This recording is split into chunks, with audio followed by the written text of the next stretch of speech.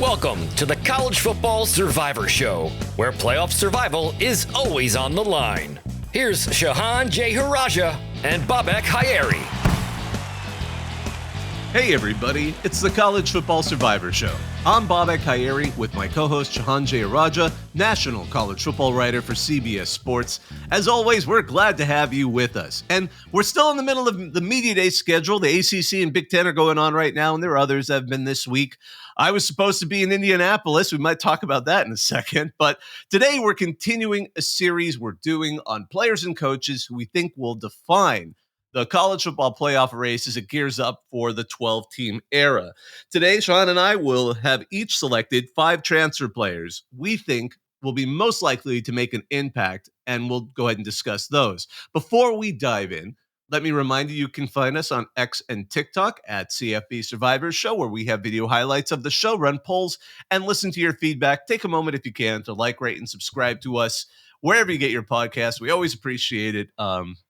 I always do. Anyway, so I'm going to take a second right now. Now I'm going to apologize to all of you listening.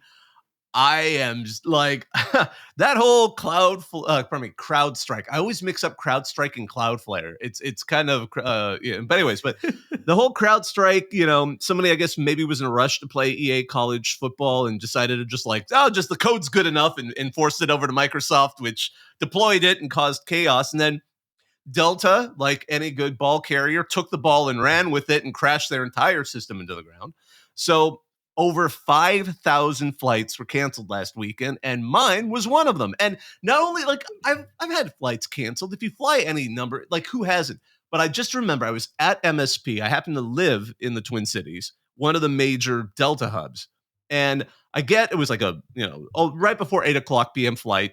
They kept delaying it, no problem. I happen to have lounge access, so you just kick it there for a bit. The airport was a little overwhelmed. My wife had flown in the night before on Sunday and mentioned that there were people clearly they had mattresses laid out. There were people spending the night in the airport. And I saw some of those. But next thing you know, your flight gets delayed, and your flight gets delayed. And then a thunderstorm passed, which only created more havoc.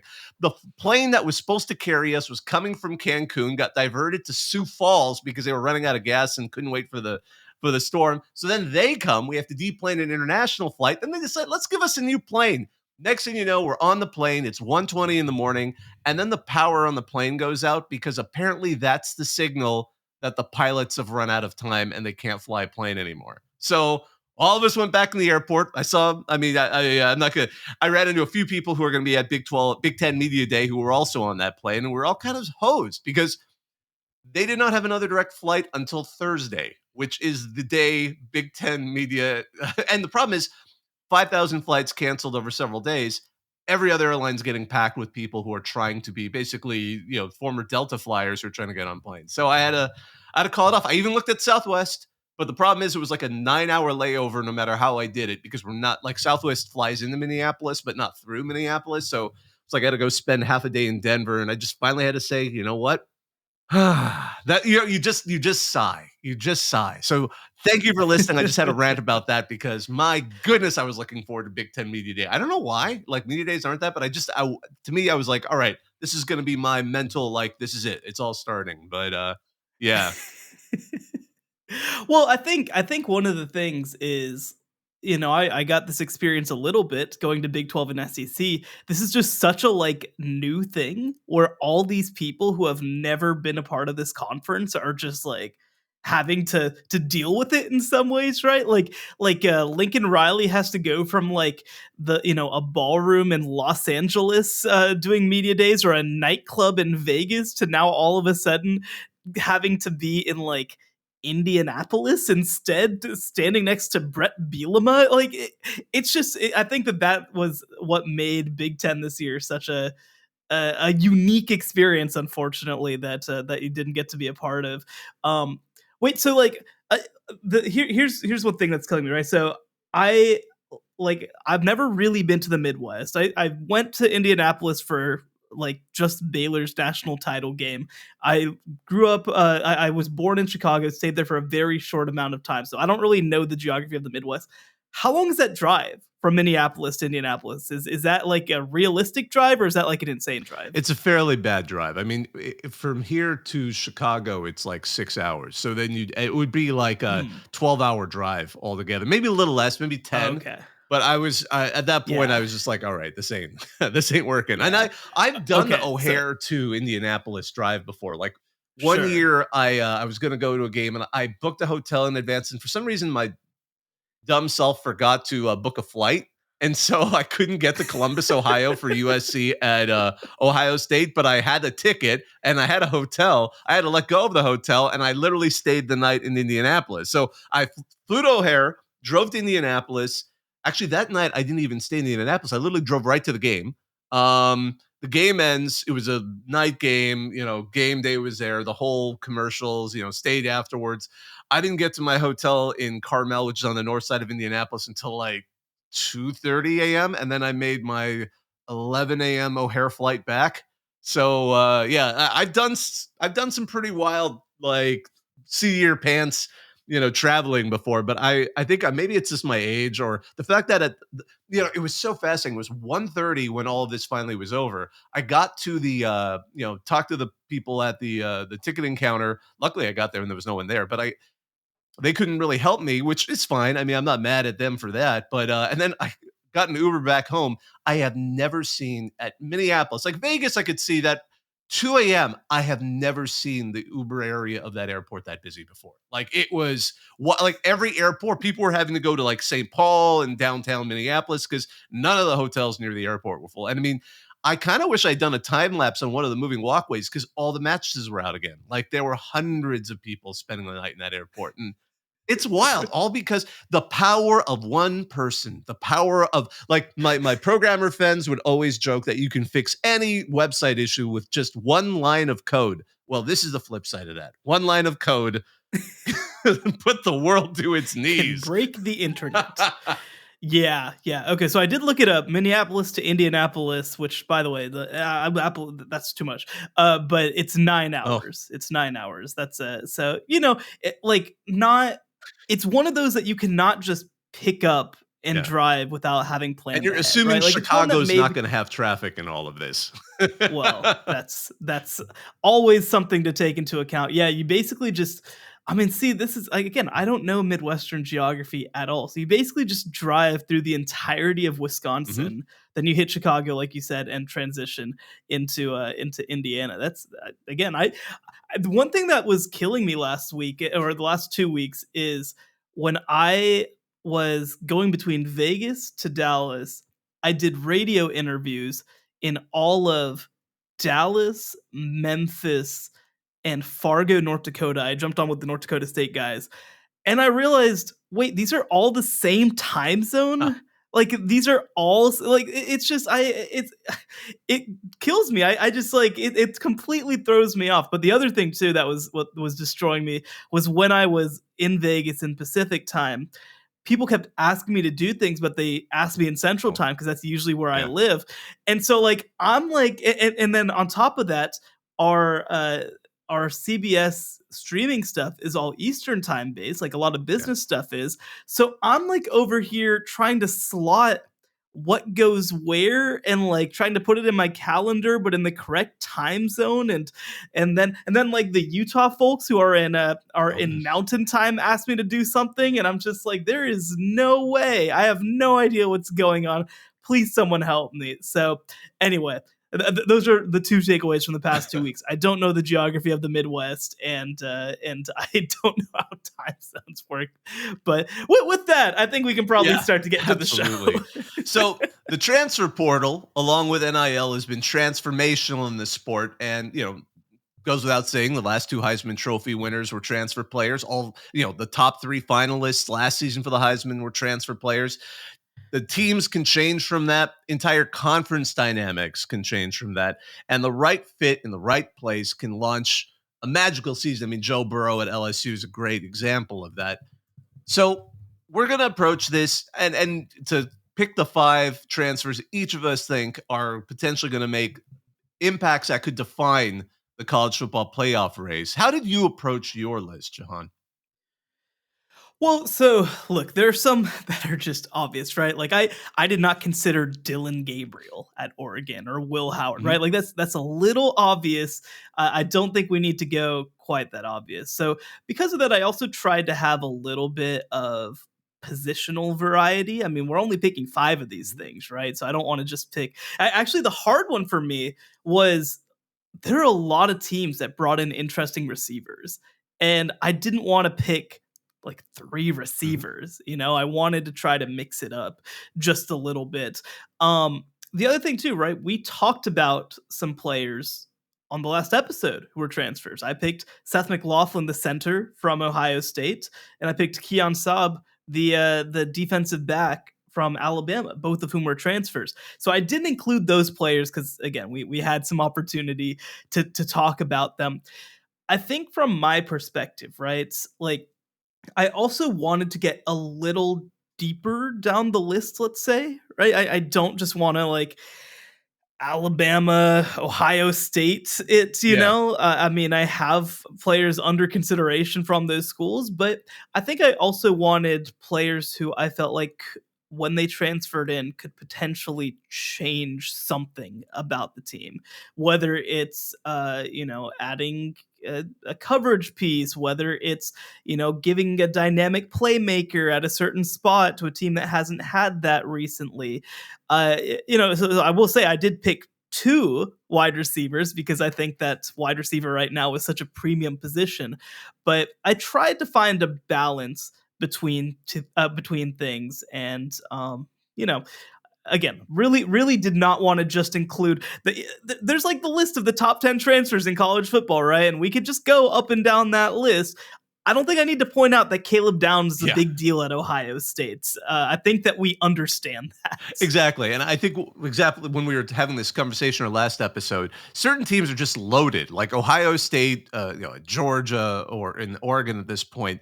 They are loaded to the Yeah. gills. So one transfer can certainly give them an oomph at a position, but it isn't necessarily going to make or break moment for whether or not the program achieves college football, playoff success this season. I mean, if Ohio State, like, let's use another reason. Like say one of the players. I'm not even going to name any player because I don't want to jinx them. But let's say one of the great transfers in some of those programs goes down with an injury in week 1. They're probably still going to be in the race, and there's going to be a few doubts. But there are some people who are like, oh, if that person isn't there, they can still do it, but we're going to be a lot more concerned about their hope. So I agree with that, and I think that's a good approach to it. At one point I actually was making variety, and then I realized like the back of my list was like quarterback, quarterback, quarterback. I'm like, okay, I don't want to have like 9. Like I have almost want to have like a quarterback group in the back that I probably won't pull from them. But there's still at least one. And we can talk maybe we can talk Mm, separately about like 2 or 3 quarterbacks at the yeah, end I because, like that. like you said, I mean, that's a given, Yeah, right? Like exactly. Will Howard going to It's Ohio an easy State one. probably going to Yeah. matter, but maybe we can have that So conversation who do you separately. want to start with? Who's a transfer? And I mean, I don't know. I didn't necessarily rank mine too closely because I'm not entirely sure how much of an impact they'll make. But who is one of your top 5 players that transfer who you think is going to make an impact? Yeah, I'm gonna start with one of my receivers, and it's at a program that we didn't talk about this past week on the earlier show, but a team that I think has some of the pieces that could make them interesting in the college football playoff race, and that's NC State wide receiver Noah Rogers. He was a big time player when he went to Ohio State, like I believe a top 50 player at receiver. And look, I mean, we saw this a couple years ago with Jamison Williams going to Alabama. Not standing out in that Ohio State receiver room doesn't mean that you're bad. Like you just might be behind some guys who are going to make $100 million in the NFL. And it's not just this one piece, right? NC State kind of revamped what they were doing offensively. Grayson McCall coming in from Coastal Carolina. They brought in a really underrated running back, Jordan Waters from Duke, who carried that team through a lot of last season. But I think Rodgers is that dynamic piece that gives them something that I mean, I don't know if they've had that before, right? Like, I actually, just real quick, I think that maybe we did talk about NC State last week. You Actually, did. I think we're aboard the NC State Yeah. train, but this is, I think, the kind of player who, if he comes along and let's just say is an all ACC wide receiver, that kind of changes everything for NC State and what they have a chance to accomplish this season. The path is wide open for them. They have a very manageable schedule. We talked about last week how much you can trust them in the Mhm. trenches, and like they've needed that dynamic playmaker on the outside, and I think that Noah Rogers just might be that player. Absolutely, and I mean, they also have, Casey Concepcion, who we've talked about a bit Yep, last yep. week too, so that'll give them more weapons, and Grayson McCall is a good quarterback, so, again, like, that's kind of the group you wanna see together if they're gonna have that opportunity to reach where they want to. Because again, last season, again, it's kinda like what we've talked about with Notre Dame. They had a transfer quarterback who did not quite reach, Brennan Armstrong where they were hoping he would. And then here's a good opportunity with a known commodity at quarterback, and again, some great receivers. And I think that's a great pick. That's an excellent pick. Mine is going to be a running back to start with, and maybe one of the more obvious choices, and that's Henry Parrish at Ole Miss because I mean, the transfer king, that was still one of the biggest surprises when Quinshon Judkins left to go to Ohio State. Great. Again, maybe that's part of the Buckeye train because again, that is going to be a legendary transfer haul. That January, I think everyone went from like kind of wondering what was going wrong with Ohio State. By the end of that month, we were all just shocked at how things were going in Columbus. But all of that said, we know they've got a good offense. We know they have Jackson Dart, who's probably going to develop further. They have another couple of transfers that have come in. I mean, Logan Diggs from LSU. Fortunately, sounds like he's a bit banged up, so that's an issue there. Rashad Amos from Miami of Ohio, again, probably going to be one of the guys to help carry the load. But Henry Parrish, who started at Ole Miss, was at Miami where he was a featured back there, has returned to Oxford, and I think that he's going to be an important part of, again, balancing that offense, allowing Lane Kiffin to do what he does, and that offense to do what it can. And hopefully, if it works out, help Ole Miss. Because last week we talked about the defense, because that's the other big thing. The defensive line, we really emphasize that. That's been one of the weak spots in their SEC play. But the fact that, again, they need to find a good running game and establish the ground game to balance that passing attack. I think Henry Parrish is going to be one of those players that's going to help make sure Ole Miss can take it up another notch and be a playoff contender like a lot of folks are hoping this season. No, I love the pick. It's interesting how they approached their offseason when it came to the running back position because they lose Quinshon Judkins, who was good for them, but honestly, not quite as good as a sophomore as he was as a freshman. Some of that is line play. It's not just the fault of the running back, but they've kind of decided how we're going to approach this is we're going to replace him in aggregate in a lot of ways, right? We're going to try and have a lot of different contributors come in and have a chance to be good. You mentioned Diggs, Ulysses Bentley, Rashad Amos. Like they've just got so many guys now who are going to be able to come in and contribute. But I agree. Henry Parrish is kind of that proven commodity. Of course, rushed for more than 600 yards last season in a very aggressive Miami rushing attack. And bringing him in, I think that the other piece that you have to love about it is it just gives you different types of playmakers. You've got speedsters, you got physical guys, you got all-purpose, you got guys who can catch out of the backfield. Like I think that this is an Ole Miss running back room that, with the addition of Henry Parrish, becomes a little bit different. And like we've talked about before, right? Like this is a team that does a lot of things well. We know what they have at the quarterback position in Jackson Dart, Trey Harris, one of the best receivers in the SEC. And defensively, they're coming along in a nice way. But I think that was the question heading into the offseason was, can they be a good enough rushing team the way that they have been in years past? Especially, by the way, because I think that if you're Lane Kiffin, I think you want to try to limit that quarterback run game just a little bit in the regular season, especially. Jackson Dart's been a big part of that the past few years. I think you want to tone that down just a little bit. This is definitely a good way to do it. All right, who's next on your list? Yeah, we're gonna stay in the Southeastern Conference. I'm gonna go to a team that I think might be a little undervalued. I don't know if they're gonna be quite in the playoff race, but I think that they will be impacting the playoff race, and that's Texas A&M. Texas A&M, of course, had this incredible run of defensive line recruiting over the past couple of years, especially that 2022 class. But For all of that success, I think one of the funny things has been a bunch of those guys are guys who maybe are better suited to play inside. And because of that, they haven't had a pass rusher who's like a real dominant player. I mean, what, since Myles Garrett left, probably? They've had some, I mean, that's probably overstating a little bit, but they haven't had a dominant pass rusher, I'd say, since Myles Garrett. And Nick Scornton, the Purdue transfer who led the Big Ten in sacks last year, is that kind of player. He had, I believe, 10 sacks last year at Purdue. He was one of two really, really good players in that defense with Dillon and the safety, who might be one of the best in college football for Purdue.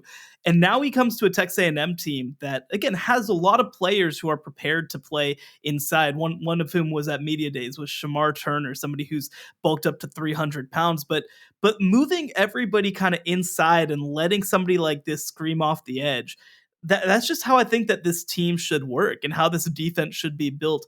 I trust this defensive staff a lot, led by Mike Elko, because I think that they are more creative in a lot of ways than what DJ Durkin did the past 2 or 3 years after Elko left at Texas A&M.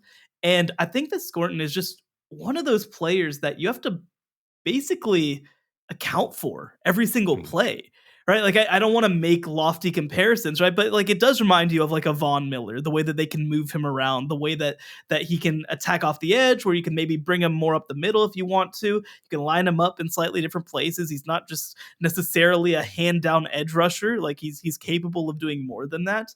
And no, I mean, I think that this was a huge addition this offseason. He was one of the most sought after players in the transfer portal.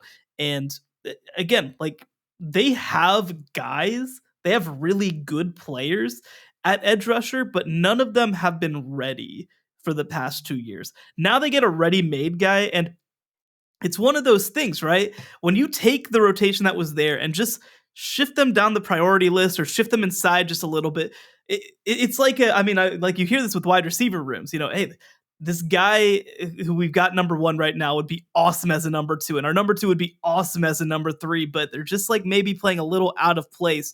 Adding a player like Nick Scorton, I think, just cements all of those guys in a really great way. Yeah, that's a great pick. And again, I completely agree with. It'll be very fascinating to see what Mike Elko can do and that staff can do with him, given their background in that side of the ball. My next one is kind of it was a chicken and egg kind of question. Like, who makes it? It kind of goes back to every passing offense. Is it the quarterback or is it the wide receiver? And with Notre Dame, I mean, we've talked about Riley Leonard before, but I'm not going to talk about him this time because, again, you could say Sam Hartman obviously was a big impact. We were thought to be a big impact transfer last season, did not quite reach the level they were thinking. But how much of that was also were the receivers quite up to where they needed to be? To sometimes a great receiver can make even a mediocre quarterback look better. Maybe not great, but you can improve the game of everyone. And there was Chris Mitchell from FIU, Florida International. He was one of those players that you felt actually he's almost like one of the poster children of why the transfer portal and NIL does kind of stink for some of our G5 friends. But he has been absolutely an excellent pass catcher. He had 64 catches for over 1,100 yards and 6 touchdowns at FIU.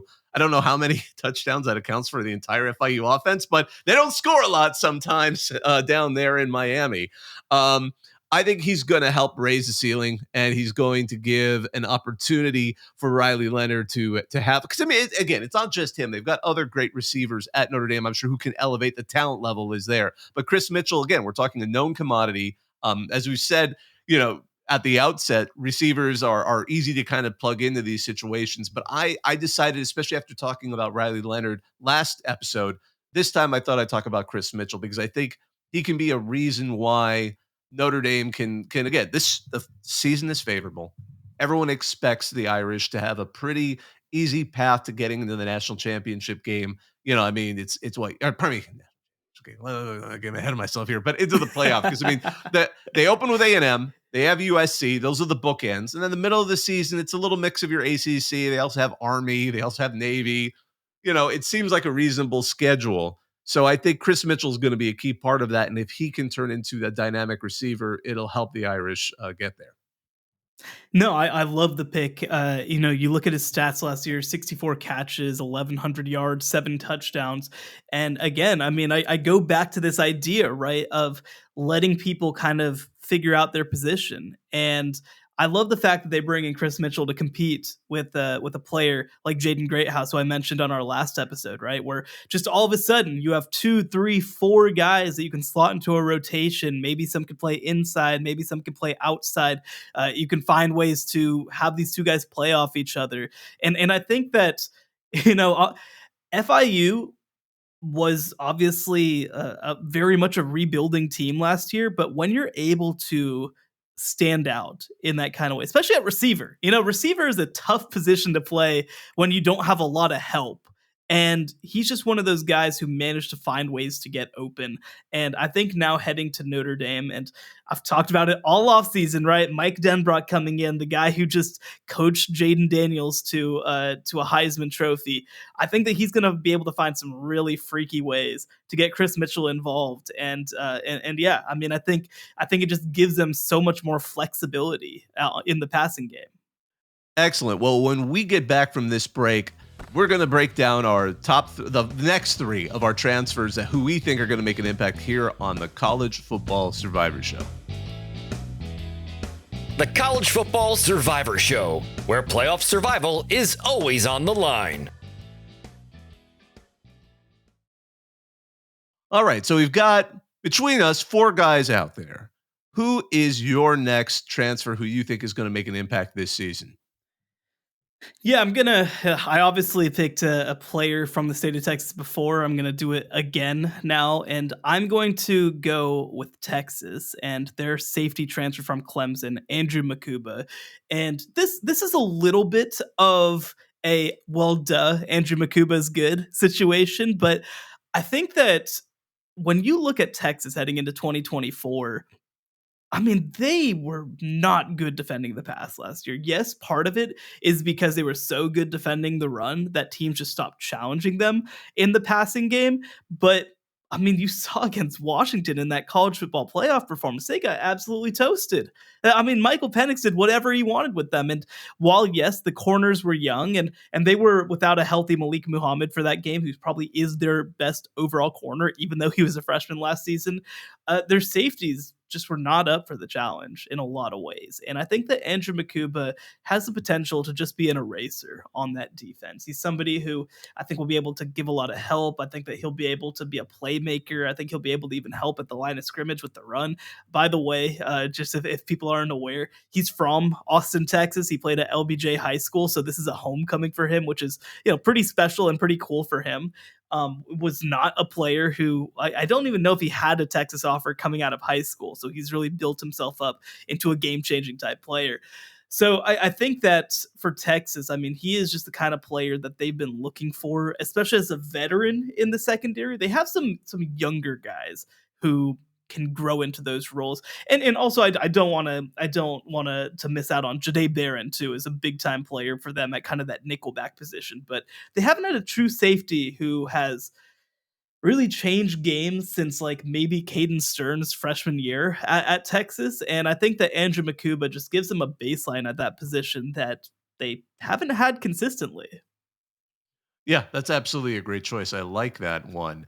I it's so funny. You made me think that I have to include a player who is a wide receiver, but anytime we talk about this team, they are the person that will the team reach its particular height? They're the name that always comes up, and it's Julian Fleming at Penn State. Like I feel like you can't make a list of transfers that have a lot riding on their shoulders without mentioning him because again, the passing attack at Penn State, the defense has been excellent. The running backs, everyone knows who they've got there. They've got a pair of great running backs at Penn State. Drew Aller, another chicken and egg question. Do you believe in Drew Aller? I know I do. Apparently, I've gone on record saying that. That makes one of us. Yeah, yeah, sure. It makes one of us.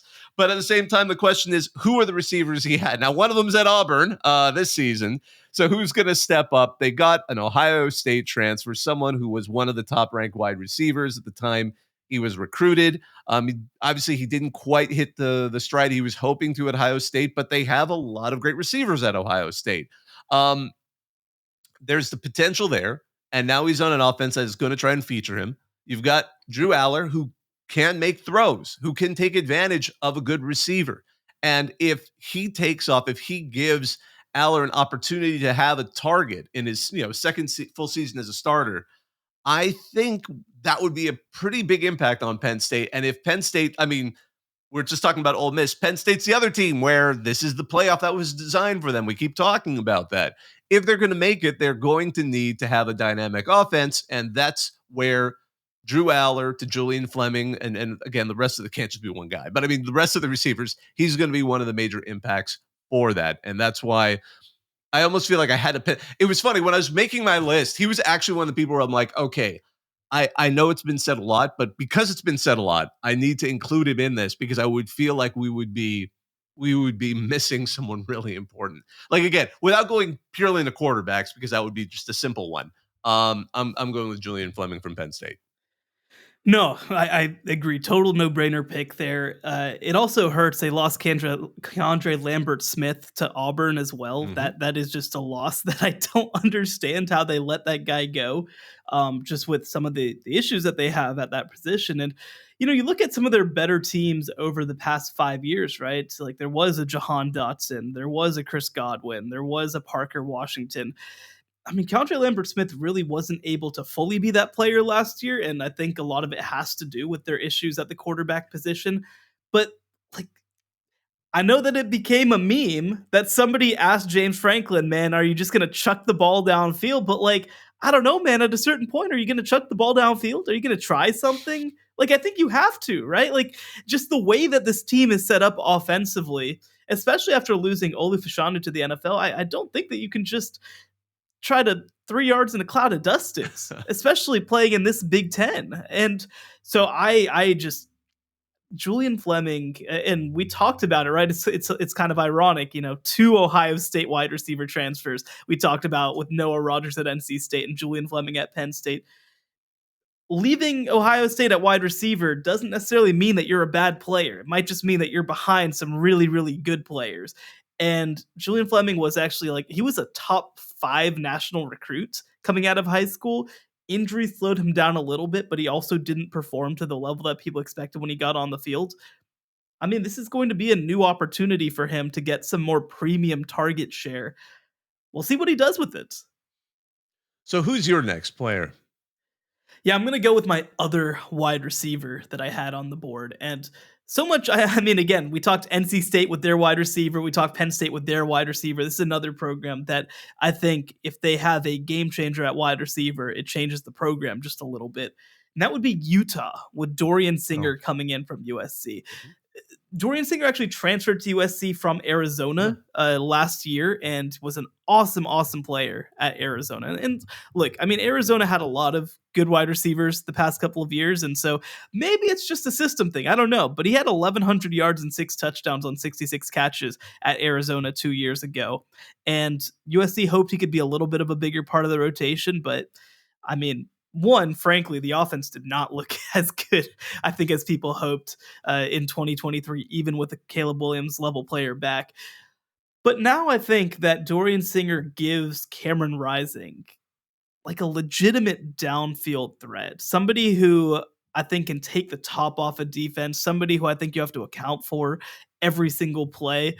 And look, again, when you start talking about stats, I mean, USC had like 6 players at wide receiver who had more than 250 yards. They're just a program that spreads things out just a little bit. Only one hit the 1,000-yard mark, even though Caleb Williams threw for a lot of yards. And so I don't think that you hold it too much against him that he didn't have big numbers in that offense. But I think at Utah, and look, I mean, we saw Andy Ludwig, their offensive coordinator last year. They had such injury issues that they ended up moving a safety, Sione Vaki, over to running back, and they lined him up everywhere, right? They said, "Man, get into the slot, man, get in the backfield. We're gonna pass you the ball. We're gonna hand you the ball." I think that with a player like Dorian Singer, also, by the way, with Brant Keithley coming back from an injury and potentially giving them a dynamic talent at the tight end position, also with some of the other wide receivers that they brought in through the transfer portal, like this feels like potentially an addition that, again, just is able to take the top off of a defense and make Cameron Rising's job just a little bit easier. I like that choice. My next one is actually going to be a defensive line selection. And I don't know. I just was kind of thinking if this team is going to hit the next level. I'm not saying this one they could theoretically. Okay, I'm debating about whether I want to call them a playoff team, but I was trying to think of what could make this team dangerous and that they could disrupt a lot of teams. And the one conference that is the most even, and we've talked about this, is the Big 12. Like last week, we talked a bit about, some of the players in the conference. I'm going to go and chase after something I can't resist only because it was such an interesting transfer. And I just had to think about what did he see? Could he make an impact? Was he being fooled by smoke and mirrors? You kind of can now guess which team I'm talking about. It's Colorado and Deion Haynes. They somehow talked one of the best players in the ACC, the guy who was leading tackles for Pitt, with tackles for loss and 45 total. I mean, he had 10.5 tackles for loss, 4 sacks. Everyone thought, where's he going to land? He said explicitly, I'm leaving Pitt because I want to go to a team that can win now. And he's now on the Deion train. He's now at Colorado. Colorado's offense, we're expecting a lot from them. Certainly we are. They've got, Shador Sanders. They've got excellent receivers. They've got, on defense, they already have Travis Hunter, who's a two-way player. But they've also, they've got Damian Lewis to take over as a defensive line coach. They've got Warren Sapp as a graduate assistant. There's potential here to have a defensive line that could be put together. And of course, it is Colorado, so there's a lot of transfers. But I thought this is one where I'm just going to focus on him because if he can be that guy who can kind of be an edge rusher, who can kind of create that pressure and give Colorado any kind of modicum of a solid defense, that will take some of that off of what's going on the other side of the ball. And so I thought I'd mix it up. I thought I'd throw that out there. Now, you might think I'm crazy. I just think because it's that, maybe that will make Colorado the team that disrupts other college football playoff hopefuls in the Big 12. Because if Colorado steps up, because I think the low expectations for Colorado, and the low positive expectations. I'm not saying like some people hope that Deion crashes and burns. I get that. I don't agree with it, but fine. Is like people are thinking they might get into a bowl game. Fine. If they do, it's certainly possible, but they're going to have to beat some teams on the way there. And in that process, maybe they'll upset one of the favorites in the Big 12. And if it is, it's going to be because they have guys like Deion Haynes. So I'm going to use him as my symbol maybe of all of the transfers that make up each year's Colorado squad, or any Deion squad. You got to have the transfers, and I'm going to pick him just to kind of mix it up for us.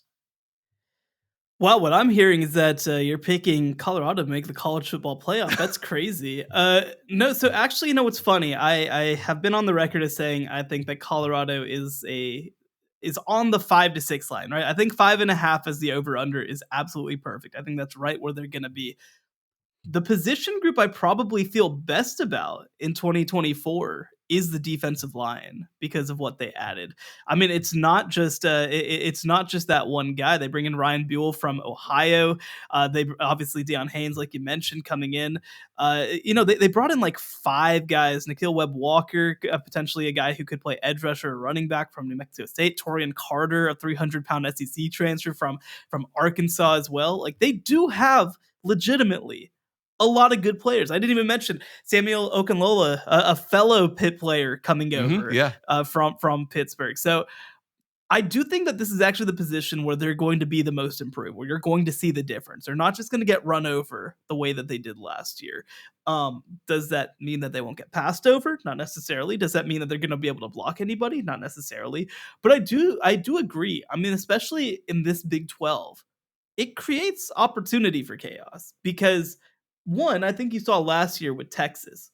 They were able to shut down the run, and their offense only kind of had to be good enough to make the college football playoff and win almost every game on their schedule. And the other piece of this is the Big 12 in 2024 is the conference of running backs. They have 4 of the top 6 returning rushers in college football and 6 of the top 19 rushers from the 2023 season coming back as well. And if you're a team that's able to plug some holes, be dynamic stopping the run, and make life difficult for opposing offensive lines, I mean, that's how you pull an upset, right? Like you take a player out of sorts and give yourself a chance. So I do like this pick. Again, I'm gonna be curious if it's to the level everywhere else to where it can actually impact the college football playoff. But I think that it's worth at least having that conversation. All right, wrap us up with your list. Who is your number 5's pick?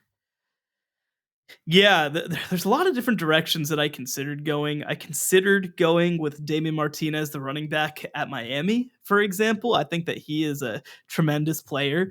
I considered one that was tough for me to figure out whether to include was to try to figure out whether I should include an offensive lineman because I'm typically of the opinion that an individual offensive lineman probably isn't doing a lot for you. I think that you need to bring in numbers most likely. So the top one that kind of came to mind, or the top two, I guess, are Missouri's Caden Green coming from Oklahoma and Alabama's Parker Brailsford coming from Washington with Kalen DeBoer. And I got a chance to talk to Tyler Booker, the Alabama guard, about Parker Brailsford, and he just kind of said, he's brought a lot of he's kind of helped settle that rotation down. The fact that Kalen DeBoer, of course, coached him at Washington, and so he knows what to expect at Alabama. But the direction that I'm going to go instead is I'm going to go to the Oklahoma Sooners, and I'm going to go with TCU transfer defensive tackle Dominic Williams. They have playmakers at almost every level of this team, right? Danny Stutzman at linebacker, Billy Bowman at safety. I think that you even look on the offensive side of the ball, Nick Anderson at wide receiver, Jackson Arnold is somebody that they're pretty excited about at quarterback. I think that for them, they haven't had a gap filler on the defensive line under Brent Venables. They have some guys who I'm excited about who are young players. David Stone is one coming in, a top 10 player in the class of 2024, but they needed somebody who's ready made, I guess you could say. And especially when you look at their schedule, they have a lot of opportunity. Because again, I don't view them as a playoff team, but they have a lot of opportunity to cause some trouble for people. Versus Texas on October 12th, at Ole Miss on October 26th, at Missouri on November 9th, versus Alabama on November 23rd, even maybe at LSU on November 30th. I mean, even that Tennessee game on September 21st, I've said that that's going to be one of the most important games in college football this year, just for what it'll mean for both of these programs. So you just look at the number of opportunities that are out there for Oklahoma, especially if their defense is coming along. I think that Dominic Williams is the kind of playmaker who could be a difference maker there. It's funny. I think back to the 2022 TCU team. He was probably their best definitely their best defensive lineman, maybe their best defensive player during their run to the national title game. Some people are going to argue, Trey Hodges Tomlinson or whoever. Anyway, that's a whole other discussion. But I think that Dominic Williams at that point, he was only 17 years old when that season started. He's come along physically in a big way, and I don't think they need him to be an All-American to have a good defense, but I think he needs to be an upgrade on what they've had there the past year or two. And if he's able to do that, again, I think it just raises the floor quite a bit. I love that pick. He was on my short list, and along with Damien Martinez. Actually, I was debating about, do I want to do another balanced running back attack, and Cam Ward has his own arguments in and of himself, because I mean, if Miami's going to get where they want to be, they really need him to yes. to tighten up a little bit, but be the potential that they think. For my last one, I am actually picking a quarterback, but I decided to go G5 just because I wanted to include at least one G5 player in here. And it's actually because last episode, we talked about Boise State, a lot of importance on how things are going to balance there. But for this time, I'm going with a team that had an excellent quarterback that left to become a backup at another team. And that's UNLV, because they went, and it was interesting. How do you replace Jaden Mayava? It's just an incredible freshman season, and he transfers to USC, where he's basically probably going to be at least for now, the heir apparent to Miller Moss. And then, you had a veteran backup, Doug Brumfeld, who had to medically retire. And Barry Odom, great. I mean, that first season they had at UNLV blew everyone away. How do you keep that? I mean, you still got some good wide receivers. You got Corey Thompson Jr., Ricky White III, Jacob DeJesus, and they bring in Holy Cross's quarterback, Matthew Sluka. Is it Sluka or Sluka? I keep wanting to say Sluka. Don't you love that? We're all going to Don't figure it look out. at me. I should look that one up, but it's sometimes not always a name that gets thrown out there. But I think it's exciting. I think if UNLV is going to reach what they think and potentially be a contender in the Mountain West, and we at this point, it seems like the 12, the G5 champ that will make the 12-team playoff will likely come out of either the Mountain West or the American. If UNLV is going to be part of that picture, it's going to be because that offense keeps up with what they were doing last season, and Matthew Sluka is going to be part of that. And it's exciting because, I mean, he was one of the finalists for the Walter Payton Award, which is, of course, the FCS equivalent of the Heisman Trophy, something that Cam Ward was familiar with when he was at Incarnate Word. So I'm seeing a lot of hope here. And I mean, again, Holy Cross, they were great. Their head coach is now the head coach of James Madison. So, kind of tough for the Crusaders. We're down there, but I'm very interested to see how it works out for UNLV. Yeah, get ready to hear a lot of wow, he's deceptively athletic because he had 2,400 rushing yards over the past 2 seasons at Holy Cross and 20 touchdowns. So he gives them a legitimate dual threat quarterback. And by the way, I will admit, look, I honestly don't pay the most attention to the transfer portal, sort of like when it's all happening. But especially like, look, I'm a sicko. I more wait for the rosters to be set before I really go back and look, okay, who's on these rosters. UNLV, man, they have a heck of a transfer class overall. It's not just Matthew Sluka coming in. They got a bunch of big time DBs. Jalen Catalon, who obviously was an awesome player at Arkansas, spent last year at Texas, was kind of hurt. He's now at UNLV. Tony Grimes, the former 5-star cornerback coming in from Texas A&M. Antonio Doyle from Jackson State, once at Texas A&M. Like they got some dudes. Casey Kane, the wide receiver from Texas, who was formerly a high 4-star recruit.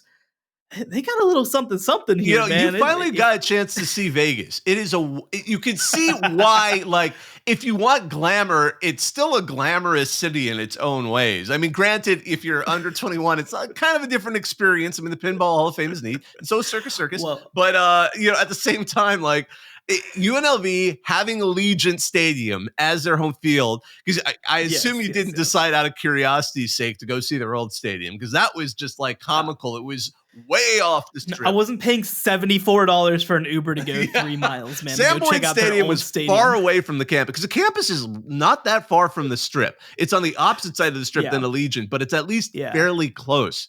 So actually, that was one thing that got me was when I got off the plane at the airport and drove through. I was shocked how close UNLV was to the airport and how easy it was to get to UNLV. And obviously, when you're driving down to the strip, you pass the Thomas and Mack Center, the legendary UNLV basketball venue.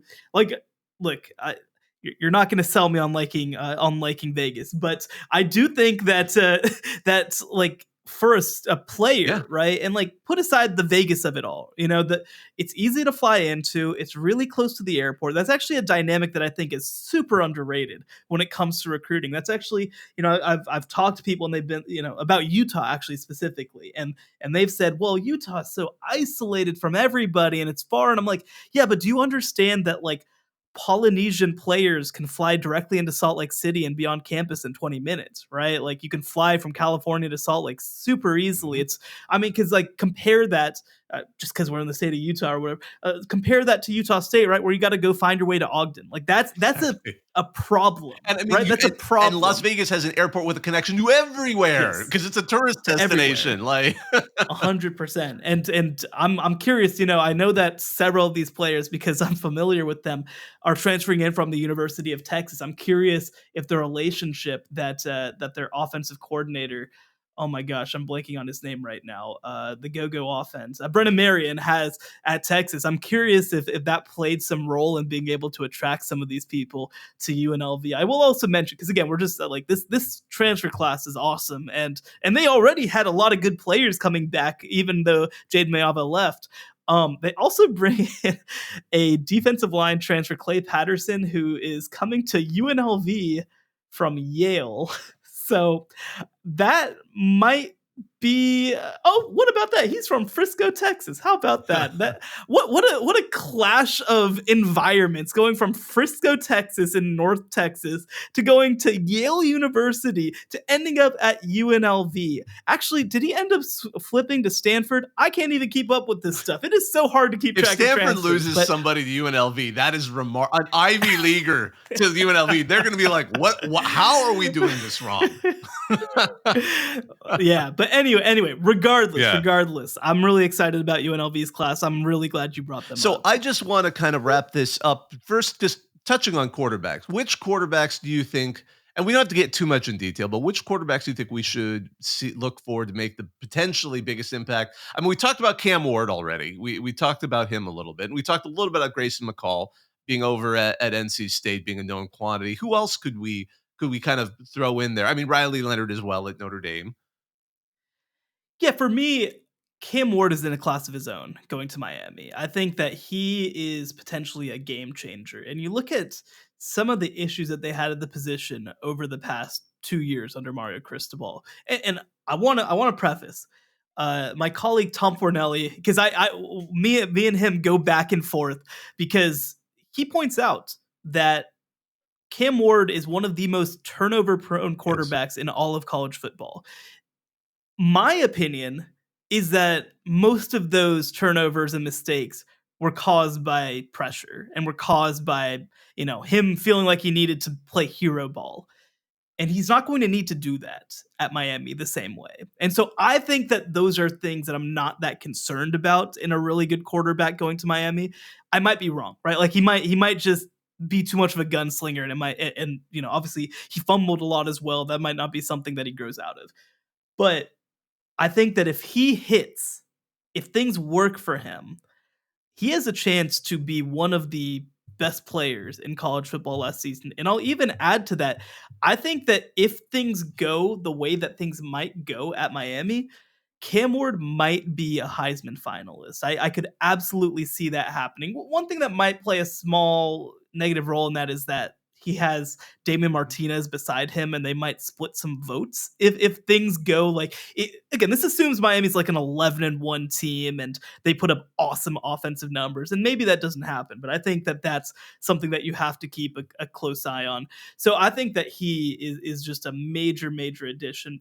One that I'm going to be keeping a really close eye on as well, and this is not so much a playoff situation, but the stuff that I've heard from Syracuse camp about Kyle McCord just makes me kind of excited, because we saw this last year and the year before that even, with Haynes King going from Texas A&M to Georgia Tech. You're just allowed to mess up, right? Like you're allowed to mess up and try to learn and come back from it in a way that you are just not afforded to at Ohio State or Texas A&M.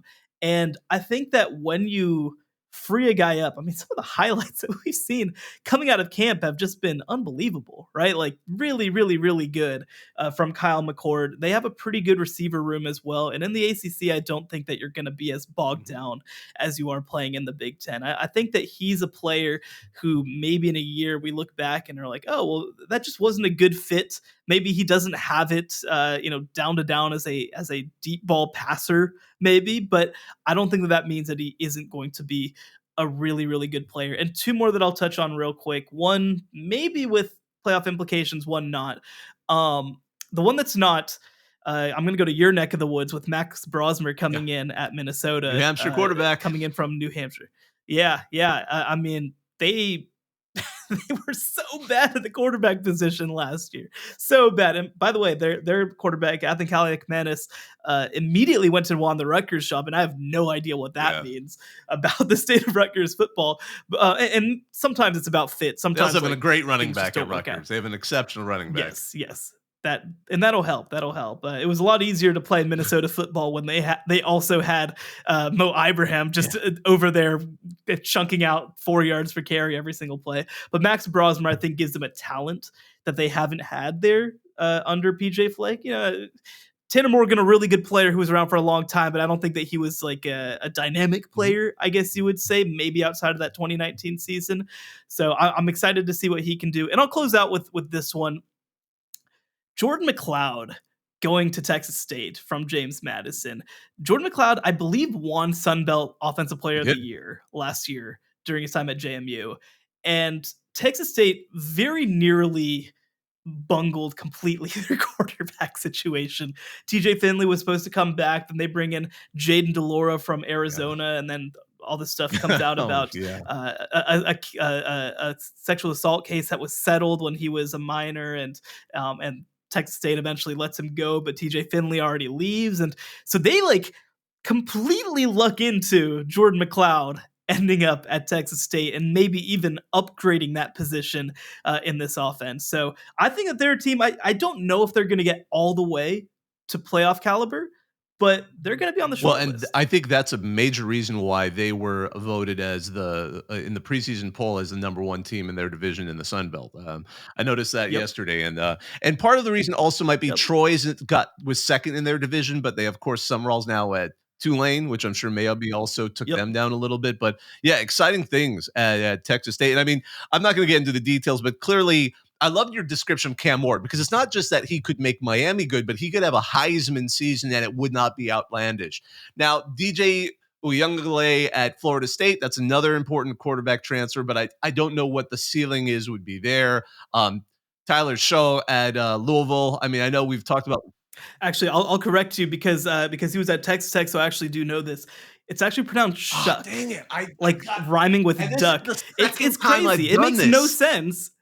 It makes no sense. Like Tyler Shuck, but that's how you say his name. Yes, well, Tyler Shuck, he's going to be another one that we're going to see, especially since Louisville's one of those teams that we've also talked about as being a potential ACC champ and one to go in the college football playoff with that first round bye.